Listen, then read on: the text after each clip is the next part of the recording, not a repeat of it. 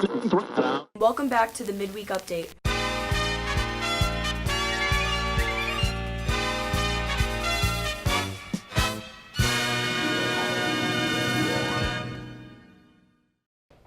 Hey Mepham, welcome to this week's episode of Midweek Update. Today, we're going to take a look at the college application process and some seniors who are applying, and define the word electoral college. This and more as we take a look at what's going on this week on Midweek Update. I'm Haley Hepworth. And I'm Riley Freed, and welcome back to the Midweek Update, the BMB show that brings you closer to the people and places in and around the Mepham community. So Riley, one of the biggest developments we've been talking about over these last few weeks have been the start of intramurals here at Mepham. Yeah, they've given Mepham athletes a chance to play their sports and have fun despite the actual season not starting yet. Let's go to BMB's Connor Ward to see how these have been going so far. The news in sports is that there's not a lot of news to report. Intramurals move into week 2 and turnout continues to be high. Coach Racco said he's been happy with the number of student athletes coming out and that while the activities might be limited, it is good to have the teams together. Students can still join the intramurals. They just need to reach out to the specific coach for more information. In other sports news, BMB will be hosting an evening with former major leaguer and 1979 Mepham graduate John Morris next Tuesday, October 20th at 7 p.m. on Zoom. Tom and Lily introduced you all to John Morris in the first Faces of the Cases on the last Sports Talk. This will be your opportunity to hear directly from John about his time in the major leagues and his work in the front office of the Cincinnati Reds. He'll take some questions and give great advice on the college application process and ways for you to succeed in athletics and in life. So check it out. For Midweek Update Sports, I'm Connor Ward. I'm playing center field, and we're winning 2-0 in the 6th inning. And their best hitter hits a long fly ball to deep right center field, and I take off. And I'm tracking the spot. I got it. And right when I'm getting ready to reach for it, at the top of the fence, I turn and I hit the metal pole holding up the fence. Well, the ball hit my glove and it stayed in my glove, and I fell back and I hit the ground and I held the ball up in my glove. I break my nose, I broke my cheek, I chipped the tooth, okay? I showed up the next day and my coach looked at me, and he's an ex-Marine, and he said, let me tell you something, my friend, you literally had to run through a wall for me, but as long as you're here, you'll always be my center fielder. See what a good outfielder Morris is? He went to the wall, and then he came back. Boy, he's a good player. That seems like a great opportunity for Mepham athletes to speak with John Morris. Between this and continuing intramural programs, things are starting to look up in the world of Mepham sports. Yeah, the start of these intramurals have had a pretty big impact on students. For sure. BMB's Michelle Spiller got an inside look at how Mepham athletes have been affected by the return of school sports. This past spring was a difficult one for students and teachers. With the school going remote, we lost opportunities to participate in after-school activities. These extracurriculars include arts, sports, and volunteering clubs. Without these extracurriculars, students lost opportunities to truly express themselves after school hours. Extracurriculars are important for the students because they're like a reward. You come to school, you have to do the work, but this is what you get at the end of the day because you did the work. And I think one of the things that I like about extracurriculars is that it encourages greater socialization, because really that's why we're here, Right now we're playing intramurals, so we get to practice with our team. It's not as competitive, but we still get to practice and play the sport. Coming back to the 2021 school year, club advisors have found ways to have virtual experiences for all their students, and some even in person. Turns out that these extracurriculars were necessary for student life after all. Well, this week we kicked off our intramural program at the school, which is open to our hybrid and full virtual students. We do have students that are participating in their sport or in a sport. It could be a new one after school that are currently virtual learners or hybrid learners. So, provides an opportunity to be around their classmates and get back involved with school. So it's definitely been a really good thing. So fortunately with Skull and Bones, we can somewhat continue on with business as usual. the students can pretty much do whatever they need to do. I think we have a few new opportunities that are different, unlike what we've had in the past, where instead of doing our standard fall production, we're actually doing a production where the students are writing the production. So this is the first time where students could also serve as playwrights, which is something that's really exciting. While the school year had a rough start, clubs beginning to launch up again are bringing new excitement to Mepham. Turns out that these activities that were unexpected to start up again are crucial for an enjoyable high school experience for all. Thanks, Michelle. The start of intramurals have been great for athletes involved, but they haven't been the only thing students have been up to. That's really true.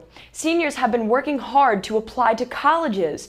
There have been some changes, but despite the pandemic, some students have had to get through a lot of the process and have begun to apply. BMB's Jake Winkleman spoke to some students and a guidance counselor about the application process. The 2020 school year has a lot of uncertainty, and due to what's going on this year, we don't know how the rest of the school year is going to play out. One thing's for certain though, college applications. Every year, seniors finally get the chance to start their college applications, write their essays, get their recommendations from teachers, and finally submit it all to their top schools. This process is often stressful for students, leading to procrastination as well as worrying about the future ahead of them. It's been super weird because we didn't really get a lot of guidance, especially over the summer, since we didn't see our teachers since March and our guidance counselors either. So for me, I didn't start applying, starting the application process until August.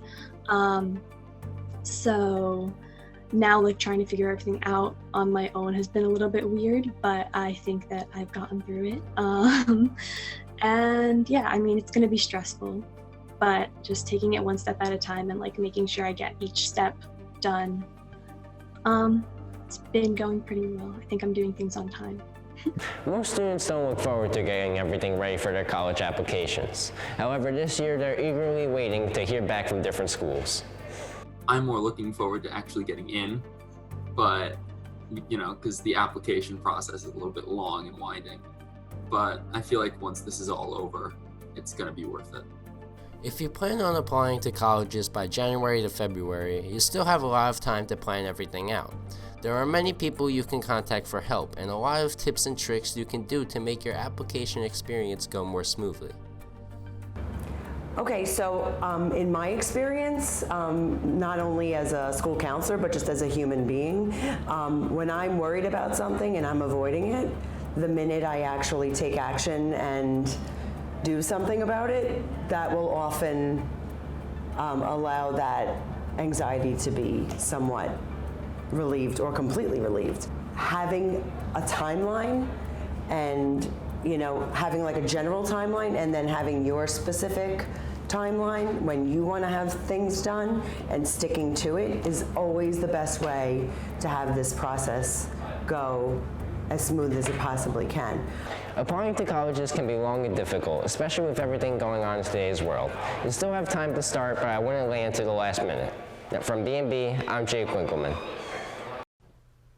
Thanks, Jake. Hopefully, things will be back to normal by the time we have to apply. But for the current seniors, they can get any help they need from the Wellness Center. Luckily, not too much has changed, so they should be able to apply similarly to previous years. That's good. Hopefully, they can apply soon and relieve some of the stress of the beginning of this year. Now, let's go to Charles Zashinsky for this week's Decision Definitions, where he'll be defining the term electoral college. Election Day 2020 is on November 3rd, and as teenagers, we're being bombarded with tweets, Instagram posts, TikToks, and Facebook posts. But we're teenagers, so we're not on Facebook. But they're out there, and they're all about the election. With all those social media posts, there is a lot of misinformation out there. We're not here to correct the misinformation on BMB's Decision Definitions. We're just going to try to explain some of the terms that you're seeing and hearing. If you want to learn what the candidates think about these things, the candidates have websites full of information. We're just going to explain the terms. Today's term, electoral college. The electoral college is the complicated way that we elect presidents. Many people believe that the candidate who receives the most votes wins the election, but that's not actually how our election works. In fact, in just the past 20 years, 2 elections have been won by the candidate who did not get the most votes. This is where the Electoral College comes in. In America, we don't just have 1 election on Election Day, we actually have 51 elections. 1 in each state and the District of Columbia. Each state is given a set number of electors based on the state's population. The candidate who gets the most votes in that state gets all the state's electoral votes, except for Maine and Nebraska, but that's an entirely different story. To win the presidency, a candidate needs to win 270 electoral votes, or put another way, they need to win a combination of each of these states' elections that add up to at least 270 electoral votes. So when you vote for president, you're actually voting for an elector who will cast their vote for you, for president. So why do we do it this way? Well, that's even more complicated. The founders wanted to create a system that would be fair to both the big states and those with more rural populations. The Electoral College is a process that has been used since the first United States election to elect the president in 1788, and that's the way it is still done today. So that's the Electoral College. Keep that in mind when you're watching the results on November 3rd. It's not about who gets the most votes, it's who gets the most electoral votes. For Decision Definitions, I'm Charles Lashinsky. Thanks, Charles. As the election gets closer, be sure to stay tuned to the show to learn about a new term each week. Well, that's it for this week's Midweek Update. We'll be back next week with all new stories from around the BMCHSD to bring you inside the parts of the community we don't always get to see. Until then, I'm Haley Hepworth. And I'm Riley Freed, and we'll see you all next Midweek.